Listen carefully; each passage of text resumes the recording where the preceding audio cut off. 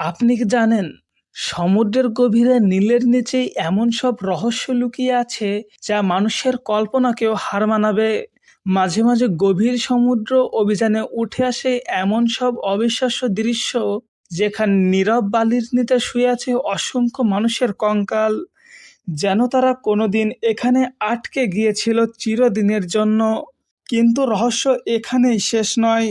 অনেক সময় এই কঙ্কালের চারপাশে দেখা যায় পাথরের তৈরি ভাঙা দেওয়াল, মন্দিরের স্তম্ভ আর অদ্ভুত নকশা করা পাথরখণ্ড, যেন কোনো বিস্তৃত শহর হাজার হাজার বছর আগে ডুবে গেছে সমুদ্রের গহ্বরে।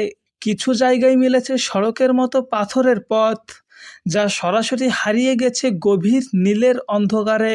বিজ্ঞানীরা ধারণা করেন হয়তো কোনো ভয়ঙ্কর ভূমিকম্প, সুনামি কিংবা অজানা প্রাকৃতিক বিপর্যয়ে পুরো একটি সভ্যতা সমুদ্রের নিচে তলিয়ে গিয়েছিল।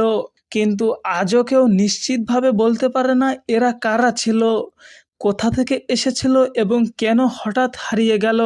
গভীর সমুদ্রের অন্ধকারে শুয়ে থাকা এসব নীরব কঙ্কাল আর ভাঙা স্থাপত্য যেন সময়েরই ফিসফিসানি, যা মানুষকে চ্যালেঞ্জ ছুড়ে দেয়। প্রকৃতির কাছে আমরা কতটা ক্ষুদ্র আর ইতিহাসের কতটা অংশ এখনো আমাদের অজানা রয়ে গেছে।